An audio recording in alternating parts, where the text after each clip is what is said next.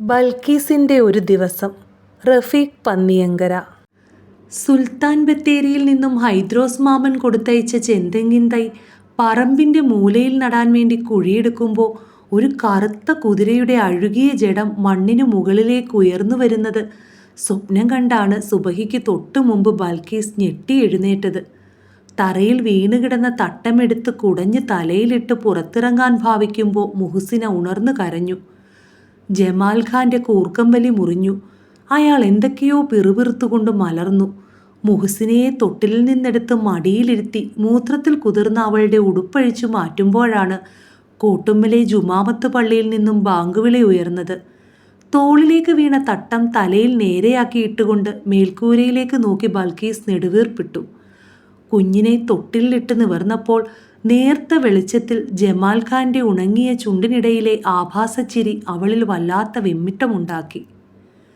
ഇങ്ങക്ക് ഏത് നേരത്തും ഈ ഒരൊറ്റ വിചാരമല്ലേ ഉള്ളൂ? ഇപ്പോൾ പോയില്ലേൽ ഇന്ന് വെള്ളം കിട്ടൂല. മോളാണെങ്കിൽ നല്ല ഉറക്കോ. നിങ്ങൾ എണീറ്റ് മുഖം കഴുകി, ഞാൻ ചായക്ക് വെള്ളം വെക്കുന്നുണ്ട്. റുക്കിയത്താത്തയും സരോജിനിയും വെള്ളപ്പാത്രവും പിടിച്ച് വഴിയോരത്തനങ്ങാതിരിക്കുന്നത് ദൂരെ നിന്ന് കണ്ടപ്പോൾ ഖബറുംകാട്ടിലെ മീശാങ്കല്ലാണ് ബൽക്കീസിന് ഓർമ്മ വന്നത്. ഇന്നലെ ഈ നേരം ആയപ്പോഴേക്കും വെള്ളം വണ്ടി തിരിച്ചു പോയിരുന്നു. ഇന്ന് വൈകോ ആവോ? അവർ രണ്ടുപേരും അതിനു മറുപടിയൊന്നും പറയാതെ അക്ഷമരാവുന്നത് കണ്ടപ്പോൾ ബൽക്കീസ് മൂന്നാമത്തെ മീശാങ്കല്ലായി മാറി. റുക്കിയത്താത്തയ്ക്ക് ഓർമ്മയുണ്ടോ? പണ്ടൊക്കെ കുഞ്ഞമ്മദ് സാഹിബിൻ്റെ വീട്ടുവളപ്പിലെ കിണറ്റീന്ന് എല്ലാവരും കൂടി വെള്ളം കോരുന്നതും ആ ഒച്ചയും ബഹളവുമൊക്കെ. ഏതു വേനലിലും പറ്റാത്ത കിണറായിരുന്നു, പളുങ്കുപോലത്തെ വെള്ളവും. അവർക്കിടയിൽ മൗനം പെയ്തിറങ്ങുന്നതില്ലാതാക്കാൻ വേണ്ടിയാണ് ബൽക്കീസ് അത്രയും പറഞ്ഞത്. അപ്പോഴേക്കും വെള്ളം വണ്ടി ഒരിരമ്പലോടെ അവർക്ക് മുൻപിൽ വന്നു നിന്നു. റുക്കിയത്താത്തയും സരോജിനിയും പെരുനിശ്വാസത്തോടെ എഴുന്നേറ്റു. ഇപ്പോൾ നേർത്ത വെയിലിന് വിങ്ങൽ. കാറ്റില്ലാത്തതിനാൽ ഇലകൾ പിടയാതെ മരങ്ങളെല്ലാം ചലനമറ്റ് നിൽക്കുന്നു. ബൽക്കീസിൻ്റെ കഴുത്തും മാറുമൊക്കെ വിയർപ്പിൽ കുതിർന്നിരുന്നു. അവളുടെ വിയർപ്പിന് വെളുത്തുള്ളിയുടെ മണമാണെന്ന് ജമാൽ ഖാൻ ഇടയ്ക്ക് പറയാറുള്ളത് ബൽക്കീസ് ഓർത്തു. അങ്ങനെ തന്നെയാണോ എന്നറിയാൻ വെറുതെ കക്ഷത്തിന് നേരെ മൂക്കടിപ്പിച്ചു. അസഹ്യമായ നാറ്റത്താൽ അവളുടെ മുഖം ചുളിഞ്ഞു. വെള്ളം നിറച്ച പാത്രവുമായി ഇടർച്ചയോടെ അടുക്കളയിലേക്ക് കയറി. പാത്രം താഴെ വെച്ച് ചുമരിൽ ചാരി നിന്നു. ബൽക്കീസ് എത്ര നേരം അങ്ങനെ നിന്നു എന്നറിയില്ല. പെട്ടെന്ന് എന്തോ ഓർത്തിട്ടെന്ന പോലെ തട്ടമെടുത്ത് മുഖം തുടച്ച് മുഹസിനയുടെ തൊട്ടിലിനരികിലെത്തിയപ്പോൾ ഒരു തുണ്ടു മലം കൈവെള്ളയിൽ മുറുകെ പിടിച്ച് മറുകൈ വിരലുകൊണ്ടത് തോണ്ടിക്കളിക്കുന്ന മുഹസിന. അവൾ അവ്യക്തമായി എന്തൊക്കെയോ പറയുന്നുണ്ട്. വൃത്തിയില്ലാത്ത കുഞ്ഞിക്കുട്ടിയെ ഈ എന്തൊക്കെയായി കാണിച്ചു വെച്ചേക്കണേ. അതിനു മറുപടിയായി മുഹസിന കൈകാലിട്ടടിച്ചു.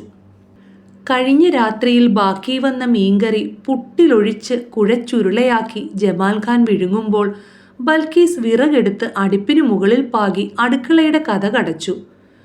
രാത്രി വല്ലാണ്ട് വൈകരുത്. പണി കഴിഞ്ഞാൽ പിന്നെ പോരയിലേക്ക് വന്നു കയറാൻ നോക്കണം. ബൽക്കീസിൻ്റെ വരണ്ട കണ്ണിലേക്ക് നോക്കി ജമാൽ ഖാൻ പുഞ്ചിരിച്ചു. ഉച്ചയ്ക്ക് തിളയ്ക്കുന്ന വെള്ളത്തിലേക്ക് അരി കഴുകിയിടുന്ന നേരത്ത് മുന്താസ് കയറി വന്നതറിഞ്ഞില്ല. ഇത്ത ഈ ദുനിയാവിലൊന്നും അല്ലേ എന്ന ചോദ്യം പിന്നിൽ നിന്നുയർന്നപ്പോഴാണ് തൻ്റെ അടുത്തൊരാൾ വന്നു നിൽപ്പുണ്ടെന്ന് ബൽക്കീസ് അറിഞ്ഞത്. മുന്താസിന് പൂച്ചക്കാൽ വെപ്പാണെന്ന് ഇടയ്ക്ക് പറയാറുള്ളത് ഉള്ളിലോർത്ത് ബൽക്കീസ് ചിരിച്ചു. അല്ലെങ്കിൽ എങ്ങനെയാണ് ഒച്ചയില്ലാതെ ഇത്രയും അടുത്തു വന്ന് നിൽക്കാൻ കഴിയുക? 4-5 ദിവസമായാലും നിന്നെ ഈ വഴിക്ക് കണ്ടിട്ട്. എവിടെയായിരുന്നു? ചോറും കലം മൂടിവെച്ച് മുന്താസിനെ സ്റ്റൂളിൽ പിടിച്ചിരുത്തി ബൽക്കീസ് തറയിലിരുന്നു. ഉപ്പയുടെ ലീവ് തീരാറായില്ലേ? തിരിച്ചു പോണേൻ്റെ മുമ്പായിട്ട് പറമ്പിലൊരു കിണർ കുഴിക്കണമെന്നാണ് ഉപ്പ പറയണത്. ഇന്നലെ മിനിഞ്ഞാന്നും ഒക്കെയായിട്ട് പുരയിൽ പണിക്കാരുടെ ബഹളമായിരുന്നു. ഈ പ്രദേശത്ത് കിണർ കുഴിച്ചിട്ടും വലിയ കാര്യമില്ല എന്നാ. കുടിക്കാൻ പറ്റൂലെങ്കിലും മറ്റാവശ്യങ്ങൾക്ക് വെള്ളത്തിന് ബുദ്ധിമുട്ടുണ്ടല്ല എന്ന് നോക്കുമ്പോൾ മുന്താസിൻ്റെ മുഖത്ത് ഗൗരവം മിന്നി. എൻ്റെ ഹൈദ്രോസ് മാമൻ താമസിക്കുന്നിടത്ത് വെള്ളം തന്നെ കിട്ടാനില്ല എന്നാ അമ്മായി കഴിഞ്ഞ ആഴ്ച വന്നപ്പോൾ പറഞ്ഞത്. പുറത്തേക്ക് തെറിച്ചു നിന്ന വിറക് കൊള്ളി അടുപ്പിലേക്ക് തള്ളി ബൽക്കീസ് കണ്ണടച്ച് തീയൂതി. ദുനിയാവ് മുഴുവൻ വെള്ളമില്ലാതെ നരയിക്കുമ്പോൾ കുടിക്കണ വെള്ളത്തിൽ തീട്ടം കലക്കണ ആളുകളുണ്ടെന്ന് കേൾക്കുമ്പോഴാ. ആരോടെന്നില്ലാത്ത ഈർഷ്യയിൽ മുന്താസിൻ്റെ മുഖം ചുവന്നു. ബൽക്കീസിനൊന്നും മനസ്സിലായില്ല. അവൾ സംശയത്തോടെ തറയിൽ നിന്ന് എഴുന്നേറ്റു. ഇത്തേ അറിഞ്ഞിട്ടുണ്ടാവില്ല. വടക്കെങ്ങാണ്ടൊരു ഗ്രാമത്തിലെ ജനങ്ങൾ രണ്ട് ചേരിയായി തമ്മിത്തല്ലിന്ന്. പരസ്പരം സ്നേഹിച്ചു കഴിഞ്ഞിരുന്ന ആളുകൾക്കിപ്പം തമ്മി കാണണത് തന്നെ പേടിയാത്രേ. ഇതെല്ലാം ഉപ്പ പത്രം വായിച്ച് പറഞ്ഞു തന്നതാ. അതിലൊരു ജാതിക്കാരൻ്റെ കിണറ്റിൽ മറ്റേ കൂട്ടര്. മുന്താസ് മുഴുവിപ്പിക്കാനാവാതെ വായ പൊത്തി ഓക്കാനിച്ചു. ഉപ്പ പോണേൻ്റെ മുമ്പായിട്ട് നിന്റെ നിക്കാഹ് ഉണ്ടാകുമെന്ന് പറഞ്ഞിരുന്നല്ല. ബൽക്കീസ് വിഷയം മാറ്റാൻ ശ്രമിച്ചു. ഈ ഇത്താക്ക് ആനക്കാര്യത്തിനിടയ്ക്കാ ചേനക്കാര്യം. ഞാൻ പോവാ. മുന്താസ് ഇറങ്ങി നടക്കുന്നതും നോക്കി നിസ്സംഗതയോടെ ബൽക്കീസ് ചിരിച്ചു. പുറത്ത് മഞ്ഞപ്പിത്തം ബാധിച്ച വെയിൽ ചായുന്നു. മുഹസിനെ എന്തിനോ ശാഠ്യം പിടിച്ച് കരയുകയാണ്. അവളുടെ കരച്ചിലടക്കാൻ ബൽക്കീസ് ആവും വിധം ശ്രമിച്ചിട്ടും ചില നേരത്ത് അവൾ അങ്ങനെയാണ്, വെറുതെ കരഞ്ഞു പൊളിക്കും. അമ്മിഞ്ഞു കൊടുത്താലും തൊട്ടിലിട്ട് വാവോ പാടിയാലും അവൾ അടങ്ങില്ല. കട്ടിലിൽ ചെരിഞ്ഞു കിടന്ന് മുഹസിനയുടെ നെറ്റിയിലും കവിളിലുമൊക്കെയായി വിരലോടിച്ച് ഇക്കിളിപ്പെടുത്തിക്കൊണ്ട് കിടന്നതോർമ്മയുണ്ട്. പിന്നീട് ബൽക്കീസ് ഇപ്പോൾ നിൽക്കുന്നത് വിജനമായ മരുഭൂമിയിലാണ്. ആ സ്ഥലം ഒരു മരുഭൂമിയല്ലെന്നും അതിലൂടെ മുമ്പൊരു നദി ഒഴുകിയിരുന്നെന്നും തിരിച്ചറിയാൻ ഏറെ നേരം വേണ്ടി വന്നില്ല. അന്യം നിന്നുപോയ മത്സ്യങ്ങളുടെ മുള്ളിൻകൂട് മണ്ണിൽ അമർന്നു കിടക്കുന്നു. ജലനിരപ്പിന് മുകളിലൂടെ അഹങ്കാരത്തോടെ പൊങ്ങി വരികയും ചെറുജീവികളെ വായിലാക്കി അടിത്തട്ടിലെ ചേറിലേക്ക് പുളച്ചുകൊണ്ടൂളിയിടുകയും ചെയ്തിരുന്ന മത്സ്യങ്ങളായിരിക്കാം ഇത്. ബൽക്കീസ് മുന്നോട്ട് നടക്കാനാവാതെ വിയർത്തു. എത്ര നേരം കഴിഞ്ഞിരിക്കുമെന്നറിയില്ല. മത്സ്യങ്ങളുടെ അസ്ഥിപഞ്ജരക്കൂനയ്ക്കപ്പുറത്തെ പൊള്ളുന്ന വെയിലിന് ചോട്ടിലിരുന്ന് തങ്ങളുപ്പാപ്പ ഖുറാൻ സൂക്തങ്ങൾ ഉരുവിടുന്നു. വല്ലാത്തൊരു മുഴക്കമായിരുന്നു ആ ശബ്ദത്തിന്. ബൽക്കീസ് തങ്ങളുപ്പാപ്പയ്ക്ക് അഭിമുഖമായി ഇത്തിരി ദൂരത്തിരുന്നു. അസ്സലാമു അലൈക്കും വറഹ്മത്തുള്ളാഹ്. സലാം ചൊല്ലാൻ മനസ്സിലുറച്ചെങ്കിലും നാവിൻ തുമ്പത്ത് നിന്നും ശബ്ദം പുറത്തേക്ക് വരുന്നില്ല. ബൽക്കീസ് ആ വാക്കുകൾ വീണ്ടും ഉള്ളിൽ ഉരുവിട്ടു. പക്ഷേ അവൾ എന്തെങ്കിലും പറഞ്ഞു തുടങ്ങുന്നതിനു മുൻപേ തങ്ങളുപ്പാപ്പ ദൂരേക്ക് നടന്നു മറിഞ്ഞിരുന്നു. റബ്ബുല്ലാലമീനായ തമ്പുരാനെ, അവിടുന്ന് നീയുള്ളവളോട് പൊറുക്കണേ. പ്രാർത്ഥനയുടെ ബൽക്കീസ് നെറ്റി മണ്ണിലമർത്തി. കത്തുന്ന സൂര്യൻ്റെ ചൂട് നെറ്റി പൊള്ളിച്ചപ്പോൾ ഒരു ഉൾക്കിടിലത്തോടെ ബൽക്കീസ് കണ്ണു തുറന്നു. നേരം ഇരുട്ടിത്തുടങ്ങുന്നു. കുറേയേറെ ഉറങ്ങിപ്പോയോ? മുറ്റത്ത് ജമാൽ ഖാന്റെ മുരടനക്കം. ഇന്ന് നേരത്തെ എത്തിയിരിക്കുന്നു. കാപ്പിയുമായി ഉമ്മറത്തേക്ക് ചെന്നപ്പോൾ വിയർപ്പ് മണത്തു. കുതിരച്ചാണകം പോലെ. വിചിത്രമായ സ്വപ്നങ്ങളാണ് ഈയിടെയായി കാണുന്നതെന്നും അതിൻ്റെ അർത്ഥം എന്താണെന്നും അന്ന് രാത്രി ജമാൽ ഖാനോട് ചോദിച്ചപ്പോൾ അയാൾ ഉറക്കെ ചിരിച്ചു. ഏറെ പരിചിതമായിരുന്നിട്ടുകൂടി അരോചകമായി തോന്നി ആ ചിരി. സിഗരറ്റിൻ്റെ ചൂരുള്ള ചുണ്ട് മുഖത്തു നിന്നുയർത്തി കിതപ്പോടെ അയാൾ തൻ്റെ നെഞ്ചിൽ നിന്നും അടർന്ന് തലയണക്കീഴിലും മേശപ്പുറത്തും തീപ്പെട്ടി പരതുമ്പോൾ സ്വന്തം കഴുത്തും മാറുമൊക്കെ കുതിരച്ചാണകം മണക്കുന്നില്ലെന്ന് ഉറപ്പുവരുത്തുകയായിരുന്നു ബൽക്കീസ്. കണ്ണിൽ ഉറക്കം വന്ന് മൂടിയിട്ടും അനന്തരം തെളിയുന്ന വിഹ്വല സ്വപ്നങ്ങളെക്കുറിച്ച് ഓർത്തപ്പോൾ അവളുടെ ഉള്ളു വെന്തു. ഉറങ്ങാതിരിക്കാനുള്ള സൂത്രമൊന്നും മനുഷ്യൻ ഇതുവരെ കണ്ടുപിടിച്ചിട്ടില്ലേ? നാളെ മുന്താസ് വരുമ്പോൾ ചോദിക്കണം.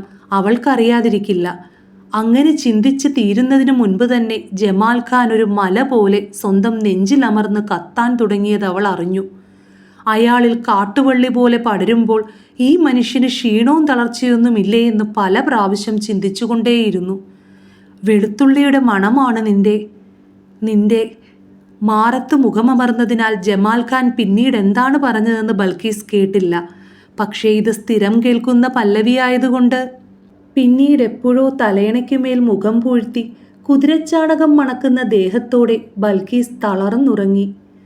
മുന്തിരിച്ചാറ് നിറച്ച സ്ഫടികപാത്രങ്ങളുമായി ആകാശത്തുകൂടി പറക്കുന്ന സ്വർണരഥമാണ് അന്നവൾ സ്വപ്നം കണ്ടത്. അപ്പോൾ ഭൂമിയിലെ സസ്യങ്ങളെല്ലാം പൂത്തു തളിർത്തു. സ്വർഗത്തിലെ ഹൂറിമാർ മണ്ണിലേക്ക് വന്നിറങ്ങിയതാവുമോ ഇതെന്ന് സ്വപ്നത്തിൽ ഞെട്ടുകയും ഭൂമിയിലുള്ളവർക്ക് ദാഹം തീർക്കാൻ മണ്ണിൽ തെളിനീരുറവയുണ്ടാവണേ എന്ന് പ്രാർത്ഥിക്കുകയും ചെയ്തു.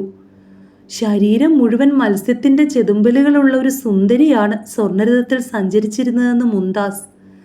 അവളുടെ അന്നേരത്തെ അവസ്ഥ കണ്ട് ബൽക്കീസിൻ്റെ ഹൃദയമിടിപ്പേറി. സാധാരണ മുന്താസ് ധരിക്കാറുള്ള ഇളമഞ്ഞ ചുരിദാറോ തലയിലെ തട്ടമോ ഇല്ലാതെ തൻ്റെയും ജമാൽ ഖാൻ്റെയും മുമ്പിൽ ഇങ്ങനെ വന്ന് നിൽക്കാൻ നാണമില്ലേ എന്ന് ശങ്കിക്കാതിരുന്നില്ല. മുന്താസ് ചുണ്ടുകൾ നനച്ചു കുണുങ്ങിച്ചിരിക്കുന്നു. ജമാൽ ഖാൻ്റെ കണ്ണുകൾ തിളങ്ങുന്നതും അയാൾ ഉണർന്നൊരു നീരാളിയായി മുന്താസിനെ ചുറ്റി വരിയുന്നതും തന്നിൽ അമർഷമുണ്ടാക്കുമെന്നത് അവൾക്ക് മനസ്സിലാകാത്തതെന്തേ? മുംതാസ് ഇപ്പോൾ കുതിരപ്പുറത്ത് കയറുന്ന ലാഘവത്തോടെ ജമാൽ ഖാന് മുകളിൽ അമർന്നു. അവളെ ചവിട്ടിത്തെറിപ്പിക്കാനുള്ള ആവേശം ഉള്ളിൽ നുരഞ്ഞെങ്കിലും കാലുകൾ അനക്കാൻ കഴിയാത്ത രീതിയിൽ മരവിച്ചിരുന്നു. വിളിച്ചുകൂവി അയൽവാസികളെ എല്ലാം ഉണർത്തിയാലോ എന്നോർത്തു. ശബ്ദമുയരുന്നില്ല. ബൽക്കീസ് വല്ലാതെ പരവേശപ്പെട്ടു. അയാളുടെ ഓരോ ചലനങ്ങളും മുംതാസിനെ വല്ലാതെ രസിപ്പിക്കുന്നുണ്ടെന്ന് അവളുടെ ചുണ്ടിലൂറുന്ന ചിരിയിൽ ബൽക്കീസ് വായിച്ചു. എത്ര നേരം ഇങ്ങനെ സഹിക്കും? കഴിയില്ല. തനിക്ക് ഭർത്താവിനെ നഷ്ടപ്പെടുന്നത് മാത്രമല്ല, വിവാഹപ്രായമായ പെൺകുട്ടിയാണ് മുംതാസ്. അവൾക്ക് എന്തെങ്കിലും സംഭവിച്ചാൽ സകല ശക്തിയും സംഭരിച്ച് വിളിച്ചു കൂവിയാലോ? നാട്ടുകാർ മുഴുവൻ ഓടിക്കൂടട്ടെ. ഹായ് കൂയ് ഓയ്! മുഹസിന തൊട്ടിലിൽ നിന്നും ഞെട്ടി. അവൾ കൈകാലിട്ടടിച്ച് കരയാൻ തുടങ്ങി. ജമാൽ ഖാൻ ചന്തിക്കിട്ടൊന്ന് പൊട്ടിച്ചപ്പോഴാണ് ബൽക്കീസ് കണ്ണു തുറന്ന് പിടഞ്ഞത്. പകൽ വെളിച്ചത്തിലേക്കാണ് കണ്ണു മിഴിച്ചതെങ്കിലും ഇരുട്ടിലെന്ന പോലെ അല്പനേരം ഇടറി. പിന്നെ എന്തോ ഓർത്തിട്ടെന്ന പോലെ അവൾ നെഞ്ചത്ത് കൈയമർത്തി. എൻ്റെ റബ്ബേ, നേരം വെളുത്തല്ലോ. ഇന്നിനി വെള്ളത്തിന് എന്ത് ചെയ്യും? ജമാൽ ഖാൻ അരിശം പൂണ്ടു. ശൈത്താൻ ഉറങ്ങാൻ നേരത്ത് ഓരോ നോർത്ത് കിടക്കും.